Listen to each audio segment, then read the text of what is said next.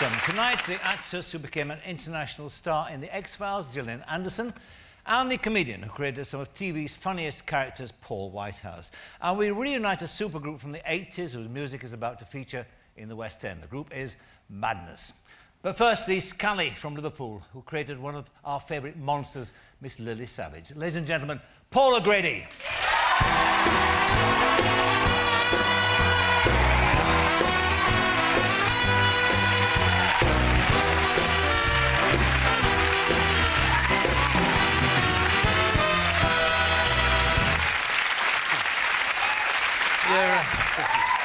You're in Shanghai Lily there to play me on. That's right, a good one, eh? You're looking in great shape for somebody who's supposed to be a goner. No, I feel fine, yeah. They dug me up, hit me with the shovel, shoved me in, chitty, chitty, bang, bang, and there you go. That was what, so only 6 months ago. You had a major heart attack, didn't you? Yeah, I had a coronary, yeah. Massive coronary. Did your life flash before you? It didn't, no, I wished it did, because I was so whacked out of my mind on morphine. They put me on the morphine, I wasn't taking it myself, you know what I mean? That I was in seventh heaven. I didn't care what happened. I just lay there and thought, this is heaven. You know, they're saying, you've had a heart attack. Oh, fine. You said my leg was off, I'm not bothered, you know what I mean?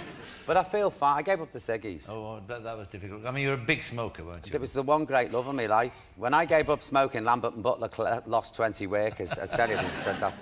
I love smoking. You know, I still do love the smell of it. I'm not one of these sort of anti-smokers, you know, born-again anti-smokers who say, you can't come to my house and smoke. I hate them. They're all about control. You can come to my house and smoke your head off, you know, do what you like. It's a tough one to break, isn't it? I mean, it's highly addictive. It's possibly the most addictive thing you can have. I was like permanently, I don't know what, you know, I get up in the morning and I go, I don't know what to do, you know? I have a cup of tea and I think, I normally go, there's a black cloud around me. But since I've given them up, I do feel, you know, I do feel a lot better. Okay. I would, if anyone's a smoker, I'd say give them up. You know. What else have you had to give up? Anything else, Tom? Oh, plenty of things. Do you know they have? I've got to tell you this. They have a sexual cardiac liaison officer. Do they? Yeah. Oh, pray tell me, what does he or she do? Well, you're supposed to ring them up and tell them when you've had it off. And I said, I haven't got a regular partner. I've got to go out and get one first. It's a chance. I've got to go and cop off. I've got to pull because they put you on beta blockers and, you know, they don't know whether you might go off the idea of doing it, you know what I mean? So they're very nice and they ask you very politely, you know, like, have you done it yet? I say, well, yes. And how was it? Well, ask them if you like. I'll give you the number if I can find it. Can't remember the name, but I've got the number somewhere. Do they come round and offer practical help? Give you bedside assistance. I think they offer advice. And then they whack it on, I don't know, whatever, but I mean, touch wood, I've had no trouble. I shouldn't be saying this, should I? But then, of course, I mean, you started work, I mean, 6 months after you had this heart attack. You started working in a vigorous part in Chitty Chitty... Bang, bang. Don't say gang, no, bang. I was going to say gang, bang. It's only me talking about what we're talking about. You're about to say it, aren't you? Well, they've renamed it that since I've gone in it. Are you enjoying it? I am very much. It's not a big part. I'm in... It's funny because backstage in the Palladium, you know, you think the world-famous London Palladium, Andrew Lloyd Webber, I can't wait to see him because he should put a few bob out for a can of paint. I mean, it's disgusting. I'm in the Anne Frank suite. It's this... And I'm behind a wardrobe, seriously. And some bright spark said in the 70s, oh, we shove a shower in this dressing room, make it en suite. So I've got this thing like a metal TARDIS, bang, in the middle of the room, which people think is the lift. Seriously, Scylla came to see me, and when she was leaving the dressing room, she got in it, she thought she was going down. Scylla, no, it's the shower. But I am, so because the child catcher who I'm playing is not in it a lot, I do sit in the dressing room for the first half for about 1.5 hours, pulling my hair out like a parrot with boredom. But I am enjoying it. It's a great show. Do you like the music? It's a bit sweet. Truly scrumptious. I wake up in the morning, you know, when you're rehearsing and you're hearing the show every rotten night, 8 shows a week, and I hear, truly scrumptious, and I smash my head on the bathroom sink. Shut up! Shut up! And then I go downstairs and I go, bang, bang, chitty, chitty, bang, bang, bang, bang, bang, bang, bang, bang, bang, please leave me alone. You get to fly, don't you, in this as well? I fly 200, I'm like a special act. I come on in the second half, I sing a song, and then I fly through the roof 200 feet. Because they shove me in this net with all these kids screaming around me, and I get hauled in, I've just had a heart attack, by the way, I get shoved in a net. There's 50 kids going, kill him, kill him. I'm swung off the stage over the stalls and then hauled up through the roof screaming my head off. And I say to myself on the way home, why am I doing, why am I not taking it easy? It's a good question, because I mean, you actually, there was little in your formative years to suggest that you might end up on stage. I mean, Nothing. Nothing at all. I mean, you came from Tranmere. Yeah. It's a fairly rough old area you came from. Oh, it was a little bit, yeah, to say the least. And I mean, your mum had it rough, hadn't she? They had a terrible life, my mum and her two sisters. Yeah. They were born in real extreme poverty in Birkenhead in the, in the Depression. I mean, really grim. That would not be the place to be, Birkenhead, in the Depression? No, not at all, no, not at all, Birkenhead in the Depression. No. And they really had to, when they were kids, they all went into domestic service. And my mum was she was the tweenie maid in between floors. My auntie Chrissy was the cook, and my auntie Annie was the nanny. And they hated the job. So one day they got the kids. There was a dinner party for 15, so they're all sat there. The lady of the house is having a dinner. They served the first course. So my auntie Chrissy said, right, come on, let's bugger off. And they got the kids. They gave the kids a big jar of jam each in the kitchen to eat. And they got off out the window and vanished. And I've often wondered, the lady of the house, when she rang the bell for the next course, I said, excuse me, Annie, it's Savage, because that was my mother's maiden name, Savage. And they'd gone, they'd just left. They were really fiery, they were... You're writing about all this, you're dredging up all these memories now because you're writing the book, and there's this very colourful childhood and life that you've had. It's very colourful, yeah. And coming out of the research that you've done, I mean, this person who appeals to me is your Auntie Chrissy. Oh, she's fabulous. I mean, reading about her, you could actually build a TV series around her. Oh, easy. Yeah. I mean... Tell us about her. She was a clippy on the buses, and she was the captain of the Lord Exmouth Public House darts team. Seriously. You wonder where Lily came from? I mean, this is my childhood. No wonder I'm half crazy, is it? And she's a big blonde, full of one-liners, the fag on the gob, and she used to sit in the lav when you were in the bath with the lid down, flicking the ash in the palm of her hand. And then when she finished the fag, she'd wipe it on her skirts, And she had a heart of pure gold. She was tough as old boots. And I got a letter off an old lady to say, are you any relation to a Chrissy Savage I was in the war with? Because you're just like her. This is Lily, and I'm not at all. So I wrote back, and it turned out they were in the war together. My Auntie Chrissy, she was on the AK guns. She was only 19. And she'd lie in bed, and the sirens would go, and I believe the language would turn the air blue. Get out the bed, she'd get her woodbines. Head full of rollers. She put a great coat on over her nightie, and she'd get on this AK gun, spinning around like a maniac. Pregnant! She didn't know she was pregnant, and she was going... Because they disturbed her kip, not because she hated the Germans, because they woke her up. They'd had the nerve to disturb her beauty sleep. And she had the language, you know what I mean? Hitler had have heard her, he'd have vanished. But they were great characters. Yes. What about growing up in that environment you described, that tough, masculine environment, and being gay? Was that a problem? Well, it wasn't a tough masculine, because all the men were at sea. I see. It was a seafaring family, so they were all... And them days, you were gone for like a year, maybe, with Cunard Line or Blue Funnel. My dad wasn't at sea, but they were all these... They'd punch any man's headlights out, these women, they were really tough. So, and it was humour all the way. So it never became an issue in your... No, never. No. It was never anything I ever thought of. What about, I mean, you had no sort of sense of purpose, if I read the research right. Still haven't. It just all happened to you. But I mean, but how do you get from there to is it Camden Council you work for, isn't it? I worked in a kids' home first in Birkenhead, and then I went from there. So you want to be a social worker, basically? I wasn't bothered what I wanted to. I'd really like to sit here and say I've been driven by various ambitions, and I haven't. You haven't. I've just floated in and out of things, whatever. I'd leave a job on a Friday, start a new one on a Monday, and leave that on Tuesday, and you'd go on the down. And but you didn't pick easy jobs, you see. No. If you're going into social service and you're looking after, as you were looking after in Camden, you're looking after battered women and their children, you're picking up the pieces. Yeah. Actually living with them, weren't you? Oh, yeah. But I was they've stopped it now, which is a shame. It was called the peripatetic team. And what we did, we'd go, say a parent went into hospital, we'd actually go into the home and look after the kids to save the kids going into care. 9 times out of 10, you're dealing with real squalor.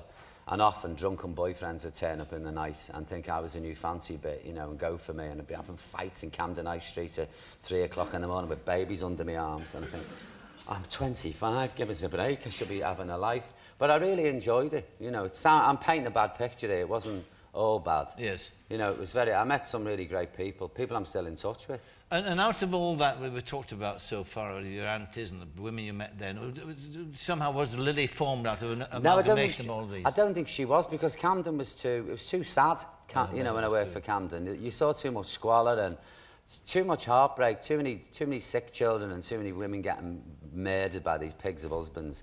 I mean, and we weren't allowed to hit them. We were supposed to show our card and say, Camden Council. I shouldn't tell you this, really.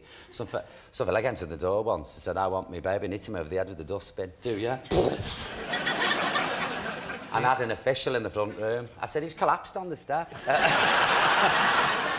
You got involved, bound to get involved in the situation. You can't help it. You really can't. No. You know, you've got kids to look after, and that's your main aim. And all I cared about was protecting them. So I'm sorry. I used to think, well, I'm not playing this by the rule book. You know, 4 o'clock in the morning with a drunk on a step with a broken bottle. I'm going to take whatever steps I have to. Just, you know, to look after these kids. What kind of a view does it give you of the world? Quite warped. I bet it does too. No, it didn't. It gave me... I see good and bad now in everything. And since I had the heart attack, I mean, I was a bit laid back before, but now nothing bothers me, nothing phases me. I mean, it really doesn't, you know, c'est la vie. Because they said, like in the Palladium, aren't you scared going up through the roof in the net? No, don't bother me. It really doesn't bother me. But again, it seems an extraordinary leap from that you've just described in Camden into the pubs of South London. There's a reason. Go on, tell me. Because we got lots of time off in lieu. So I got a job. I used to work in pubs, you know, behind the bar to supplement my income, because it was lousy money. And I worked in drag pubs. I was in all sorts of little drag acts, you know, there was lots of acts I was in them. But I used to think, I could do that. Because we would always play in Liverpool Housewives, you know, shouting out the windows to imaginary kids, go the shop for us, and writing a list of, you know, like pints of milk, a loaf, 2 C-Fos powders and a bottle of lemonade, and don't talk to her, just to amuse ourselves. We used to play the Avengers. We used to play factories on sewing machines and all this, and I broke my leg jumping out the window playing the Avengers. I was 27. I mean, I'm sorry. You know, so it was constantly, it was just an extension of that, you know, and up I got. And because all the acts those days, most of them were all in sequins and they were Shirley Bassey orientated, you know, it was all very glamour. I went the other way with Lily and sort of gave her a skirt up here with a tassel and roots. You know, she had a tattoo and a love bite, you know what I mean? And heels were scuffed and holes in her tights, and she was a, you know, a divorced prostitute with 2 children who had a fondness for booze and drugs. It's a normal everyday woman, Never really. look back, this is it, you know. Next thing you're on primetime telly doing blankety blank. Now, what happened? I'm sorry. What happened there? But that'd be a tough apprenticeship, that wouldn't it? Oh, you're telling me. The Vauxhall Tavern on the Saturday Night Late Show, they'd eat the young live. I mean, really, really rough. You know, you had to be able to control them. And often, like, you know, if it got too late, I'd get off the stage and belt them. Really? Yeah. Whack 'em? Yeah. Shut up and get back up. But, I mean, that was the start of it all. And now, I suppose, are you distancing yourself from Lily now? No, not at all. What's happened is... since, that's how you talk about it. How are you? I have so many people come up to me in the street and say, how are you since you give up smoking? I could kill him. 60 times a day I'm reminded that I don't smoke anymore. And normally they've got a fag on. I wish I could give up. And they blow it in your face. I'm quivering. I could stop it, please. Leave me alone. They come up to me all the time. That's not a ciggy in your hand, is it? Say, no, it's a dog lead, actually, with a shih tzu on the ends. Are you half crazed? I forgot what you asked me now. I've gone off again. About giving up, distancing yourself from Oh, Lily. no, it's just... a lot of different jobs came along, you know, like Chitty Chitty Bang Bang and playing the child catcher. Lily's back at Christmas to the Wicked Queen in Panto. Yeah. And then I'm doing a sitcom for the Beeb. Oh, yeah. Playing again Evil, the manager of a bingo hall in Liverpool. Right. So there's but I'm going to tour with Lily next year because I'm quite up for that. I think I'll go out on the road. It's a marvellous character. I mean, it's a laugh to do because you can talk utter rubbish. I'm talking utter rubbish now, I know, and I haven't got a wig on. But it's a great laugh to do, and I'm sort of fond of her, yeah, and she's given me a lot of things, a nice house, you know, and a different lifestyle, and Cilla Black. Oh, Cilla, well, now then, Cilla Black. Now, that's interesting, because the last time you were on the show, you met for the first time. I was always assumed when we booked the two of you, we thought, well, they'll be bosom buddies. Didn't know each other. I don't think we were particularly keen on each other, me and Cilla. And we hit it off like a house on fire. You know, now she's like me. 3 things gave me a heart attack: cigarettes, coffee, and Cilla Black. The 3 things. That's good, that. Yeah, oh, no, is she, I mean, you helped her through the period of bereavement? I did. I didn't do it consciously, you know. You know when you need... It's often easier to talk to somebody you don't know very well and let you pour your heart out and cry, you know, like... So I suppose I was a bereavement counsellor. Yes. But she tells her... There was a terrible story in the paper about me taking my clothes off on a plane. Did you see that? No. I could kill her for it. Why? She uses me as a smokescreen, you see, to get them off air. I better tell you about Paul. So I like to go where you get the bed and you watch the movie and you get the meal and you take your sleeping pill and unconscious. You know, it's fabulous. So I got in the bed and I took the pill and they give you them tracksuits to wear. It's fancy wearing a tracksuit in bed and a quilt. So the sweat's running off me like a glass blower's. So I've had my sleeping pill. So I took the top off and flung it down the plane. Cilla's there watching a movie. And then the pants come off. And then I'm like that with everything hanging out the duvet. And she's going, Paul! Paul! Telling everybody on the plane. The fella behind me's got tracksuit bottoms wrapped around his head.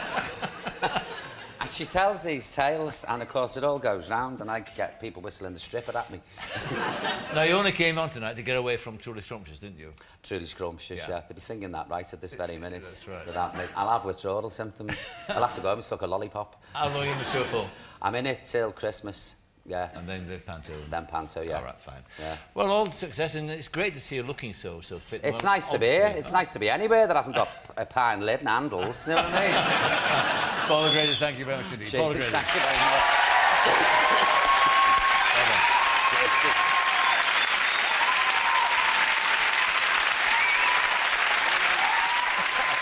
A new musical featuring the songs of 80s supergroup Madness opens in the West End the week after next at the Cambridge Theatre.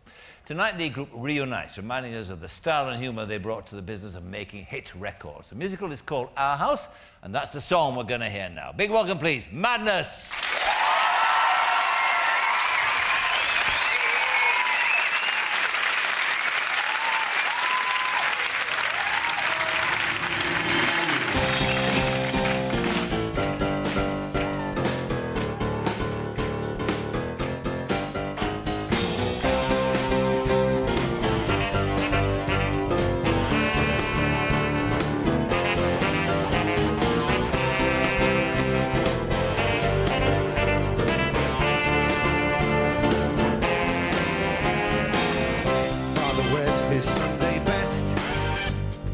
Mother's tired, she needs a rest. The kids are playing up downstairs.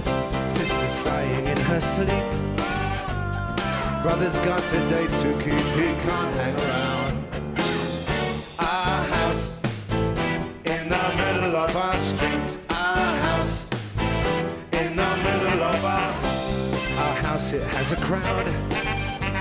There's always something happening and it's usually quite loud. Our mum, she's so house proud.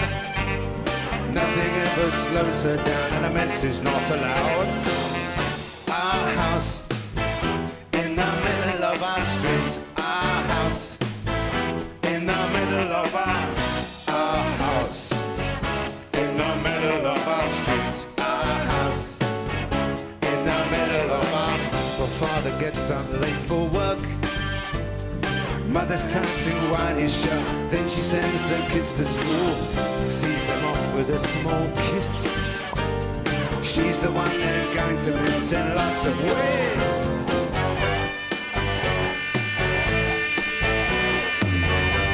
Go on, Toulouse.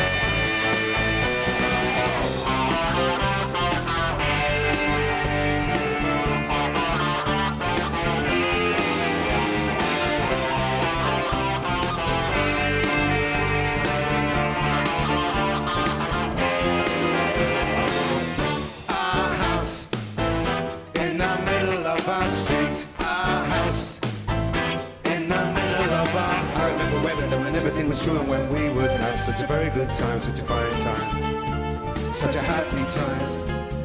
Well, I remember how we played, simply waste a day away, then we'd say nothing would come between us, two dreamers. Father was his Sunday best. Mother's tired, she needs a rest. The kids are playing up downstairs.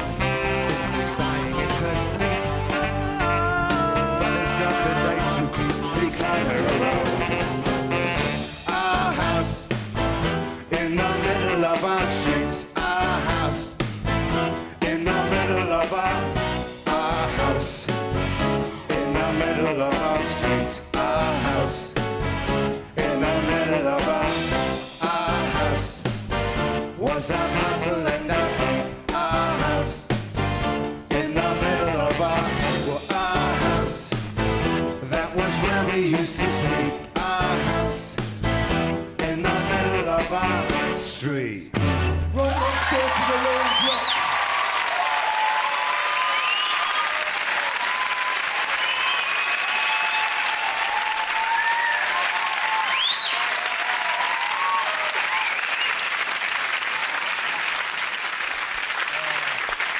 A wonderful and more from Madness later on. My next guest was once in a pop band himself. It was called the Right Hand Lovers. Worked that one out. He then had a job killing cockroaches for Hackney Council before becoming a plasterer. From then on, it was but a matter of time before he became one of our most influential comedians, creating a colourful gallery of comic creations. Pop-tasmagorical. That was the Smiths there, and they want to hang the DJ. And, you know, I couldn't agree more. Do you have a preference, sir? Do you prefer a slow-witted girl, sir? Dim, bright of aspect, but with no discernible intellect, sir? They're more fun in many ways, aren't they, sir? Oh, suit you. Hey, where's me washboard? You know, you can actually drive one of those cars on 3 wheels. Asked for this.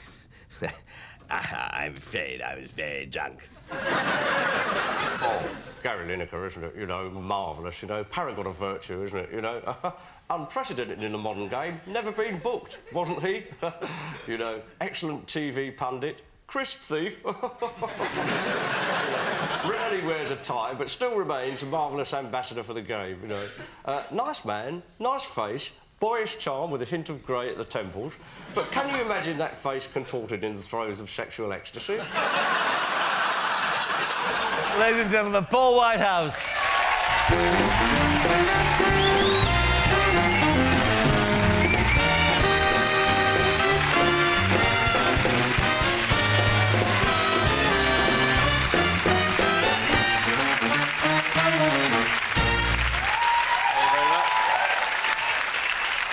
You enjoy Madness? They're great, aren't they? Fantastic. I used to go and see them when they first started out. Do you? Yeah, years ago in Camden and Dublin Castle. Oh, I remember the Dublin Castle. Well, of course, and your ambition, one of your ambitions was to be a musician, wasn't it? A rock star? Yeah, I harboured those puerile ambitions for a few years. Yeah, it wasn't to be. With a name like the Right Hand Lovers, we were only guaranteed limited success, really, commercially, weren't we? Intriguing name. Did anybody ever say to you where you got the name from? I have no idea. Absolutely none. Paul, can you help? You know, it's a mystery, which we won't bother exploring because it would take too long. Let me It'd take me that long. Yeah, no. It's all over in a flash, usually. A couple of other things that I wanted to check out with you, odd things that one picks up in research. You voted the best baby smile in the Ronda. That's rather nice. It was at the start of showbiz. And, do you remember the moment? Yeah, no, I wasn't conscious of it at the time, but is that really going to win any prizes? Well, I've thought about it a lot, actually, and the picture was taken with me and my nan, and she looked so terrifying in the picture, my nan. She was such a fright. I think they just gave it to me by default. That poor little sod. Do you know what I mean? Look, he's managing to smile even with that next to him. Give him a prize. And also it said you're a member of the 15-foot high club. What's that? That's what it said in the research. Now, what's a 15-foot high club? We all know These are vague reference to something that happened to me once in my youth. Look, on top of the number 29 bus. Been there, Paul. Yeah, I was going to say, it's like, for me, like, you know, those opportunities don't come along very often. You've got to grab them when they happen, but it probably happens to him all the time. Oh, what? 18, the 41 from Crouch End, my God. The 29 from Enfield to Wood Green. Fabulous. Is that good, Orgy? Was that the first time? No, it wasn't my first... Well, on top of a bus, first and last time. Yeah. You know, I've never managed it since or before, obviously. Now, let's talk about the comic gallery that we saw at the top there. And let's ask you about them. I mean, can you give us some indication of how some of those were created? They come from various sources. I mean, Rolly Birkin, the old boy, whose indecipherable speech I got from you. You did? No, I met this bloke when I Cheeky was... sod. Don't start scrapping. You had a please. chance, Well, didn't you? No, well, you're leaping. He's hard as nails, isn't he? He's always battering all these geezers. No, I've quietened down, Paul, now, seriously. Cynthia. Boom. Got him. Yeah. Have some of that. If anything did... Oh, dear. What if it had actually happened there? Do you know what I mean? That would have been... Well, if you'd have... If being a comedian, if you'd actually pegged out there, you'd have thought that was a good joke. Oh, well, would have. Yeah. Tragic. Anything for a laugh. This is it. Shocking. Yeah, Mr. Birkin, yes, I was fishing, actually, and we were in this quite isolated bit of Iceland. And in a lodge, and you're stuck with people, you know, you've never met before. And one of the people that we were stuck with in this place was that salt. Pardon?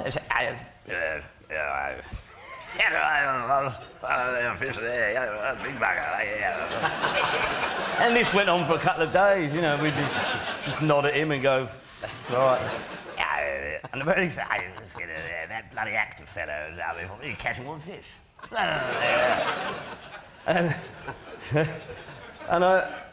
there was one thing, he came, he was talking, the firework display. I thought it was very good. That one girl was very badly burned. And if I'm like you going over there, but instead of, you know, thinking, this poor girl who was very badly, we went, Well, nothing. Right, so I thought he was and he's a cheeky sort of character to do for the fast food. Yes. Because you can just sit there and go, What about... Oh, the tailor. ooh. I love that. I love that. Well, he's a genuine lift from somebody who used to work at Hackney Council. Oh, really? Yeah, my old mate who used to work for Hackney Council, Danny White. Well, we've worked for councils, haven't we? Oh, well, you're telling me.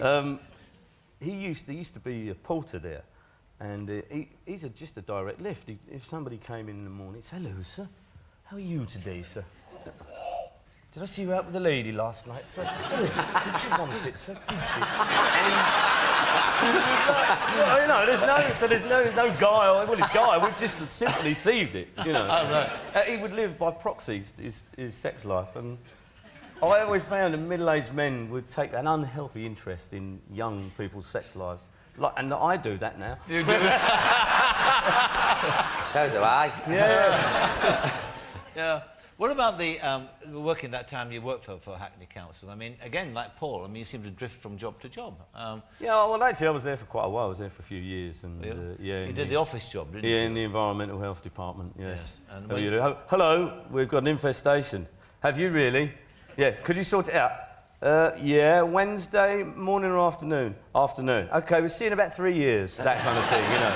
So it was that. But going back to your roots where you were born, I mean, your mum was showbiz, wasn't she? She was a singer, and still is. Yeah, she was. Yeah, my mum was. I was born in Wales, in the Rhondda Valley, in the land of song, and yeah, my mum appropriately took it up, and she won the Golden Voice of Wales when she was young, and yeah, she became an opera singer and sang for years. Yes, And she's your got dad, a brilliant voice. Your Beautiful. dad worked for the NCB, but was he an underground worker? Well, no, his father and my mum's father were miners, and you know, yeah, everybody did in the Rhondda Valley. Yeah, That's what they sure. all did. But you know, unlike you two, I'm not going to go down the prole route. I was born in a palace in Versailles. Were you? No, no, but that, yeah,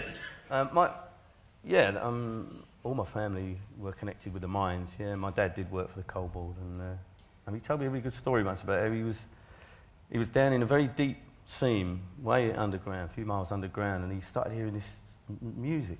He thought, what's strange?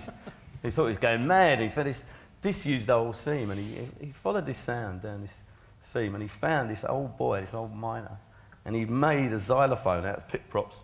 He was sitting there, like, free motor, boom, boom, boom, jazz, nice. It's bizarre, isn't it? Yeah. Extraordinary. Yeah. And so then you went on your journeys, and then you met up with Harry, and you met up with Charlie. Yes. Charlie Hickson, and you started writing. And were you at that time when you were writing, you know, of course, you and Charlie developed some of the best catchphrases that Harry had too, didn't you? Well, you know, Harry wrote as well. It wasn't. Yeah. It wasn't. We just provided Harry with stuff. No, But loads of Harry money was- came from you, didn't it? Yeah, that one did. Yeah. And Stavros was a collaboration. They were all a collaboration really in the end. But yeah, I mean, loads of money struck a chord at the time. It was the height of Thatcherism, and I think it was probably just on the turn actually. So I think people could see that character for the shallowness, you know, underneath the ideology that upheld Thatcher. A little bit of politics for you there. That sounds very, very highfalutin, that does. Didn't understand a word of that. No, I don't understand that, no. But I mean, Don't give me that. I mean, basically, if you look at the Fast Show, I mean, what that is about, it's although it's modernised, it's a throwback to the very roots of British comedy. It's catchphrases. Yeah, well, You know, it's grotesques. grotesque. Grotesques. Hello, sir. Do you want it, sir? That's not grotesque. Arse! Now, that is. That's Tourette's, really, isn't it? You know, I was just doing it the other... We're doing it live at the moment, and it is like an old musical review-style show. It's like a cross between music hall and cerebral panto. Notch up from his stuff. Oh, beg your pardon. I'm flying through the roof twice a nightly. But what's it like going back now, meeting up with the gang? This is, what, 2 years since the Fast Show stopped on Yeah, there's some television? egos flying around in that little room, I can tell you, blind, when we started rehearsing again. And I include myself. I mean, it's great. It's fantastic, actually, because having been away from the Fast Show for a while and done, you know, Happiness, which was much more drama, really, and slightly more serious and angst, middle-aged stuff, it's a joy to get back to doing the Fast Show and put on a wig and shout, arse! It is a great retreat. It really is, you know. Talk about a bit more about one or two of the other characters. I mean, Smashy and Nicey. I mean, you talked about one of the sketches having a kind of political angle, but Smashy and Nicey, they were identifiably, weren't they, recognisable DJs, basically. Well, yeah, once again, they were they were a conglomerate of a few faces that were on the radio at the time, especially Radio 1. And John Burt came up to me at one point and he said, thanks for that great idea you gave me to get rid of these people. But we had no intention... Great. I was like, hey, we had no intention of doing that at all. It was not on our agenda. It was an affectionate tribute to people like Tony Black. But yeah, I mean, they were great fun to do, and it was weird seeing Tony Blackburn on I'm a Celebrity, Get Me Out of Here going, log-tastic, great mate, and stop-a-doodle-doo. He was like doing an impersonation of us impersonating him. We just gone round full circle. But hats off to Tony, and he has to take his hat off very slowly. Have either of you been invited to form the next Celebrity Island thing? I mean, have you been invited to I wouldn't do anything like that in a million years. You wouldn't do anything like that? No, No. not a chance. Oh, God, no. No. Imagine getting tucked in by Christina Hamilton. No, thanks. Yeah, but when the fags arrived, you'd be like... That's what's it. that, wouldn't What you? sort You'd of leg it fags? for me, wouldn't you? Oh, no, there's... I was stuck in the jungle, It's I'd a be worry grateful. for you, That is isn't a it? worry. I said, no, I wouldn't fancy that, would you? Imagine No, being no, Big I wouldn't, Brother, banged no, up with nothing to read, or no telly, or no music, and a gang of misfits. Chris Eubank Oh, please. stalking you. And Vanessa whining and combing that hair. Think, oh, God, shut up. Turn the gas on, that's good fun. Yes. Brick it up and let a serial killer in with a chainsaw. Now we'll watch it. Crap, a lot of it, can't bear it. So, no. I think No, not doing it. Don't ask I'm me. going to ask that question. What we haven't mentioned yet is my favourite character, Ron Manager, of course. I love him. Do you? Oh, isn't it? You know. Parky. Parky Walky. He's on television every Saturday night. Do you remember Alex Stock? I do. No, From manager. I mean, Queen's Park Rangers. That's right, yeah, and Fulham. Yeah, that's right. And Yeovil Town before that. That's right, Yeovil, yeah. And Sloping Pitch. The Sloping Pitch. Whee! He used to always answer a question with a question. He said, what do you think of the first half, Alec? Oh, wasn't it? 45 minutes, wasn't it? You know, soccer. Oh. 15 minutes at half-time, and then a further 45. 90 minutes. Association football. Oh, England. Get the bunting out. Winston Churchill, lemonade. Stop, Alec, yeah. He couldn't answer a question without rolling on. So we just took him, really, and added that kind of nostalgic bit, you know, small boys in the park, jumpers for goalposts, enduring image. And Brazil, small boys on the beach, thongs for goalposts. The bare-breasted lovely watching. Hang on, she's got a penis. You don't have to invent them, do you? They're there. You roll off. Yeah. Lovely. Tell me finally about happiness, because that was a departure for you. I mean, it seemed to me to be sort of some part of being middle-aged. Yeah, I think it was. I think male menopause, was it? Well, if you like, yeah. I mean, I think what happens when you get to my age, and perhaps Paul knows this very well. You start to... You do, you're an I old don't sod, know an how old old you sod. are first. Is it over 40 or... Is it? Is it? Is it? Yeah. Well, I'm not there yet. Yeah, you're nearly. No, I ain't. Your heart is, though, isn't it? No, Do you know what I maybe. mean? I'll tell you what, there's a few other organs and all that. I'll tell you, ancients. But no, you do issues like, you know, I know. mortality come into play, Yeah. alcoholism, divorce, you know, all those things surface at that point in your life. And I wanted to do something radically different from the Fast Show. If I'd done another sketch show, it would have been, you know, unfavourably compared to the Fast Show. As it was unfavourably compared to everything. So I think it worked. It was dark and funny. Yeah, and it's lovely to do, but it is exploring that middle-aged angst, and I don't particularly want to do that for very much longer. I like to run back to the comedy as well, you know, as I say, and put the wig on and shout arse. Yes. Right. So how long are you going to be doing that for then, with the Fast Show? The tour, we're on tour now, and we're all over the country, and it's great fun, it really is. And it's going on till when? Till December. Till December, so, yeah, it's a lot of old dates. And we're a bit older. Simon Day described it as a cross between Last of the Summer Wine and Motley Crue. With the emphasis on Last of the Summer Wine, really. But yeah, it's great fun. Okay. Really good fun. Paul Whitehouse, thank you very much indeed. Thank Paul you. Whitehouse.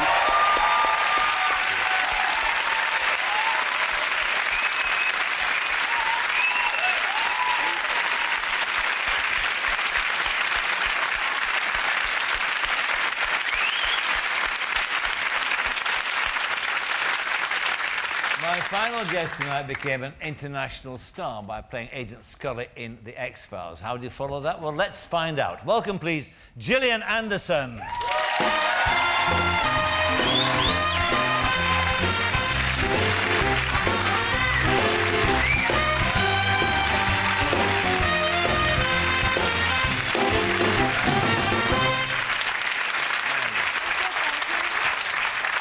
You're most welcome. What's that? You guys stole all my material. I'm sorry. You did. It's everything that I was going to talk about was what you guys talked about. Well, like what? Middle-aged. You said you couldn't I don't know. Actually, I couldn't understand it. I knew this would happen. She couldn't understand a word. My accent's incomprehensible to anybody But you outside saw of me Birkenhead. chitty chitty bang bang, didn't you? I did, yes. I could understand you in Chitty Chitty Bang Bang. Because I do a chitty chitty bang bang voice. What is it? That? Chilled it. And we all understand that, don't we? And also, you are, of course, have this other thing in common, that you're both in the throes of giving up smoking, aren't you? Yes. How many days are you? I'm 3-4 months now. Oh, wow. But I that's still pretty have, I still, you know, like, want one. What's that? I don't That kill for one. 6 years. 6 years. Oh, easy. 6 That's years. not what you Easy. told me backstage. Look, I have a sleazy little cigar now and Say? again, all right? Not on 40 a day. How are you finding it, though? I mean, Gillian, are you still suffering? Am I still sorry? You know, once in a while I am, yeah. I am. But it hasn't been that long. It's been about 2 weeks. And I gave it up because for the very first time in my life, it started to hurt my throat because I'm about to do a play. All of a sudden... Well, I know, but I mean, the tension in doing the play as well, it's a new venture like that. It's I like mean, that you'd would be want reaching it. for I a know, I wish I cigar. was. I wish I had. And Absolutely, that's mostly what it is. Yeah. It's, you know... But I mean, so life after Scully, I mean, that's part of it, the play you're doing here in London. Yeah. And you're just back from Africa. I was just there for a month. Was that part of it too, sort of taking time out, going and exploring? I think so. I had been working with some kids from Soweto, some musicians in Soweto, and I promised them... Musicians? Yeah, some classical musicians.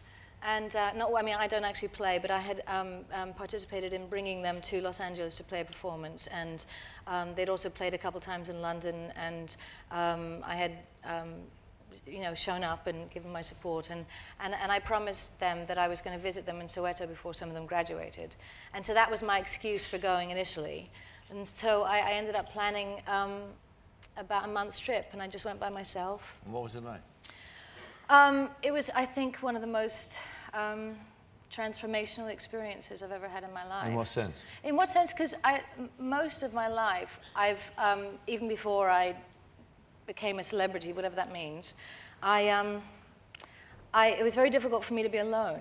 And I never traveled alone. Eating alone, not crazy about it. Just anything, going to a movie alone, never seen me go to a movie alone.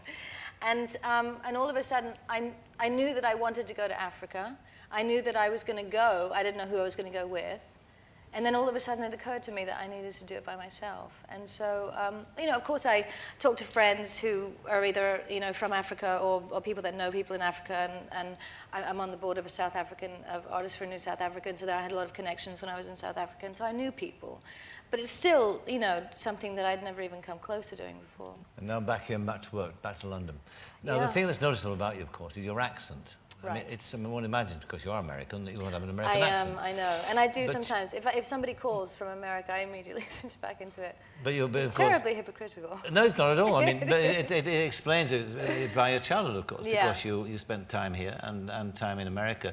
Yeah. And reading about you, I mean, it seems to me that extraordinary childhood that you had, being twixt the two countries, right. that you were very much an outsider, weren't you? You're not really accepted here or accepted there in America. No, it's true. I was actually born in Chicago, and we moved to Puerto Rico for 2 years, and then we moved to London.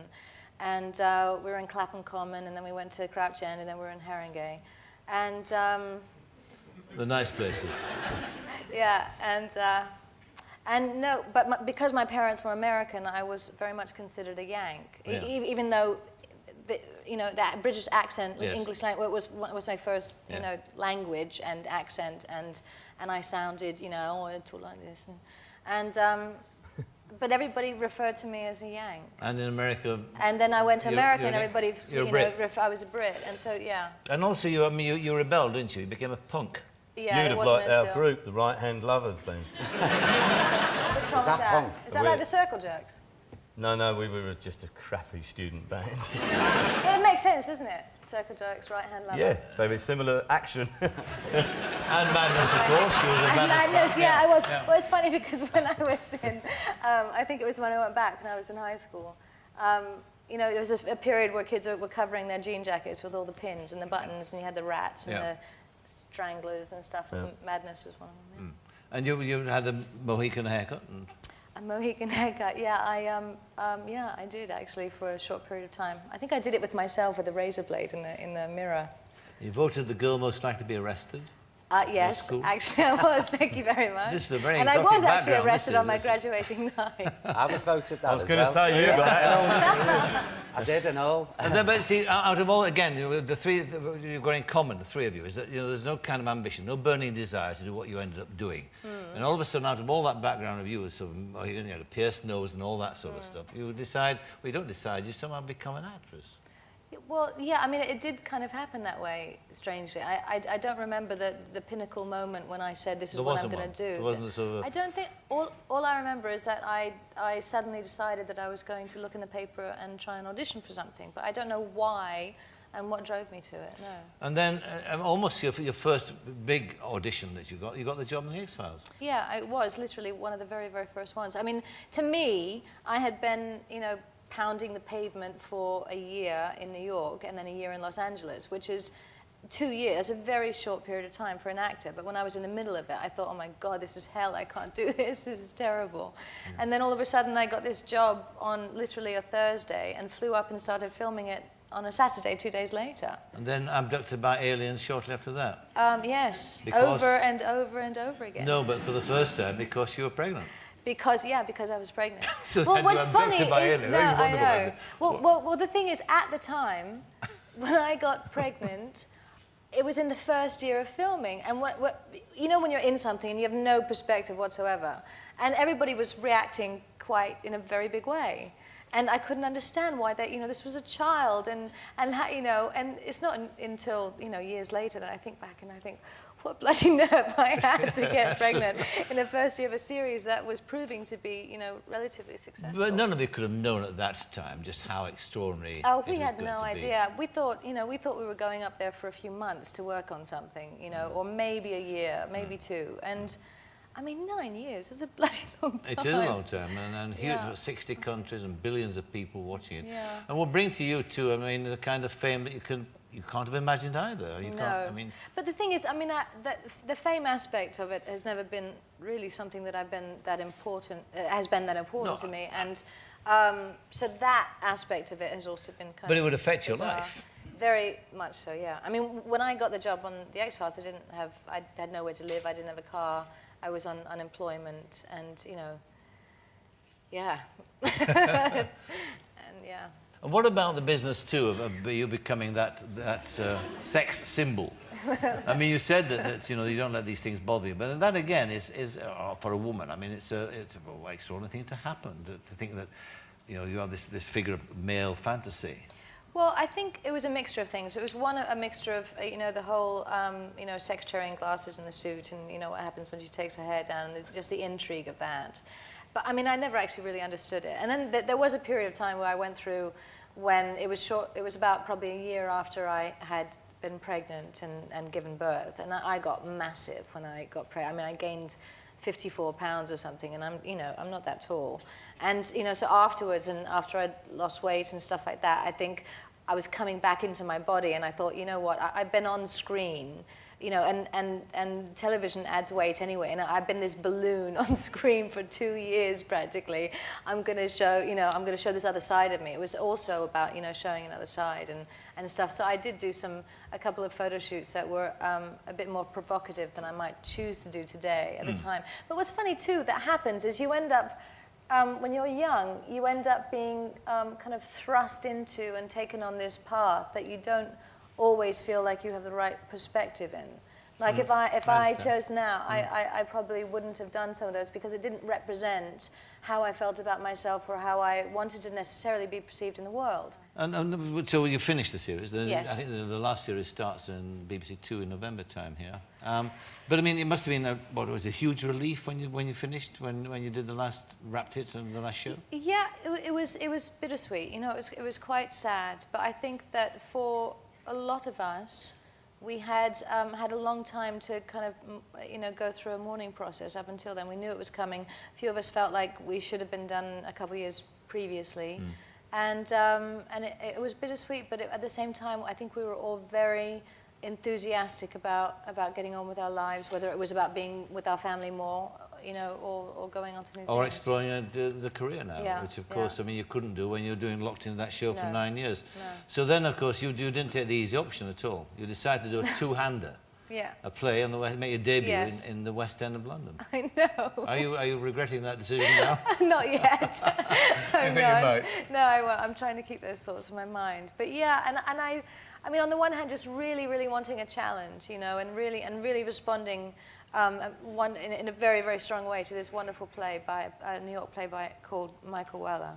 And just wanting to do something completely different. And I don't think that based on the intensity of the last almost 10 years of my life, I could have chosen anything that would have felt satisfactory that wasn't as intense. And it's the intensity is different. It's different. It will be, and it's massive. But I'm hoping that at some point I'll feel, you know, that, you know, I'm in it and here we go and this is all part of it, and I'm having fun. I am. Well, good. Oh, that's important. And after that, what's the ambition after that? What am I doing after that?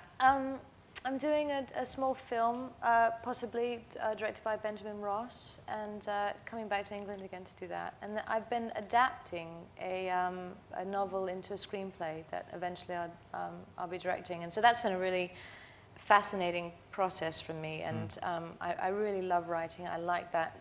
I love that creative process, and the book is just a really beautiful, sweet story, and so it's been very fulfilling.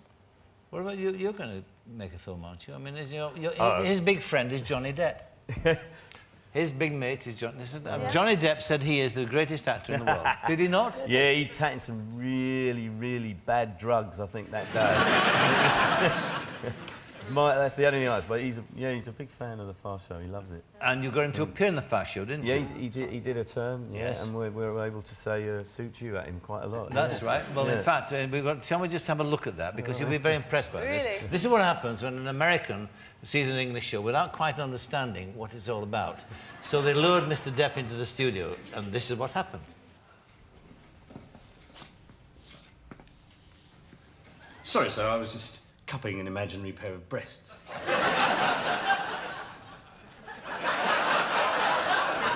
Good morning, sir. How are we today, sir? Fine. I'm fine, thank you. Radiant. Radiant, as you English people like to say. I was looking for something in a very traditional British suit. You're an American, aren't you, sir? Yes. You've been here long? A couple of days. Have you boned anyone yet, sir? This suit, sir. A pinstripe or a tweed? Maybe... Perhaps a pinstripe. Okay. Oh, yes, sir. I can see it now, sir. You, in your new pinstripe suit, the picture of English elegance and authority, sir, as you take your old fellow out, sir. Oh, and give it to some dirty little bit of rough. Oh, under a bridge or behind a railway siding, sir. Oh, suit you, sir. Oh.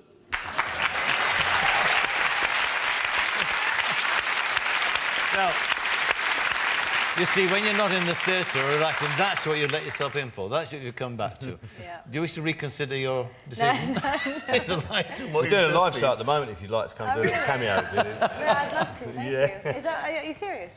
Yeah, OK, you can actually, yeah. I'll speak to you. Does my bum look too big in this? That one, yeah. So that's a genuine offer, is it? I mean, the relationships They are are. shaped on this show, Scylla and... Well, sure. Oh, yeah. Okay. Gillian and... Be very All right. careful, Gillian. That's all I'll say. Yeah. Has a woman ever come on and been with you in with that character? Yeah, we do the odd woman stuff. We've got quite a nice line at the moment. Hello, madam, you're looking very cheerful. Have you got your rabbit with you?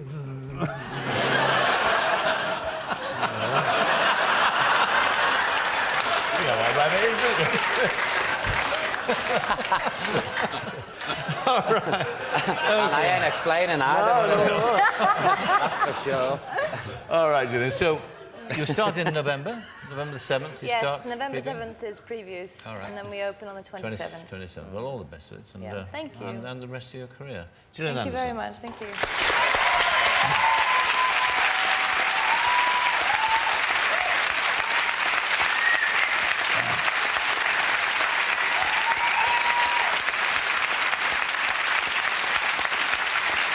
My thanks to Gillian Anderson, to Paul Whitehouse, Paul O'Grady and Madness. Next week, my guests are Lulu, Bob Monkhouse, Peter Kay and Shania Twain. Before that, we leave you with Madness and one of the great pop ballads, It Must Be Love. From all of us here, a very good night. Good night.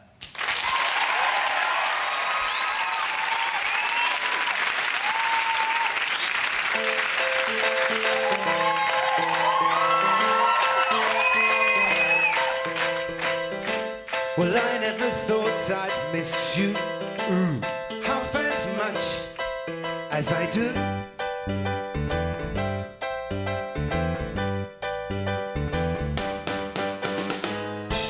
And I never thought I'd feel this way, the way I feel about you.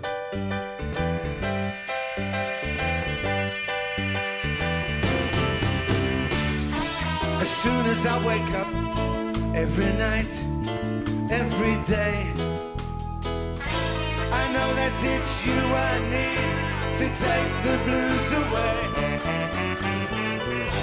It must be love, love, love. It must be love, love, love.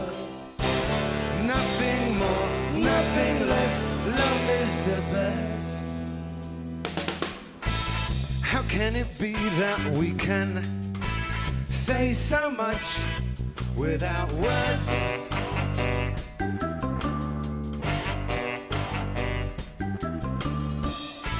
Bless you and bless me.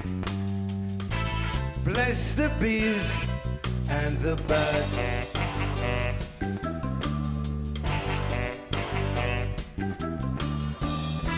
I've got to be near you every night, every day. I couldn't be happy any other way. It must be love, love, love. It must be love, love, love. Nothing more, nothing less. Love is the best. You won't stand for it, you know.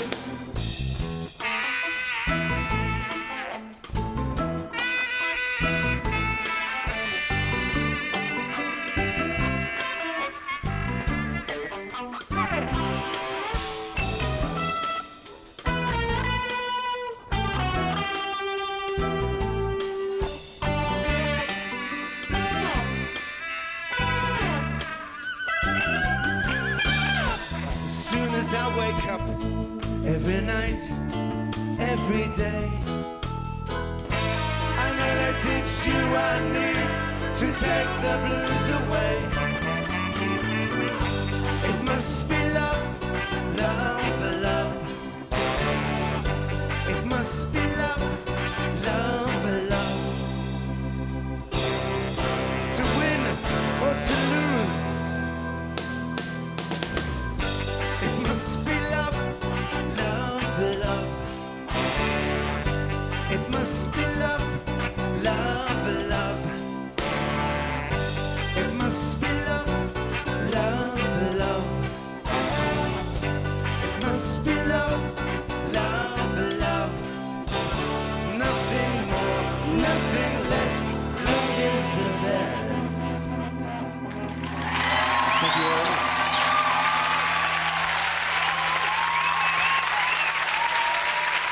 See you outside for some fish and chips.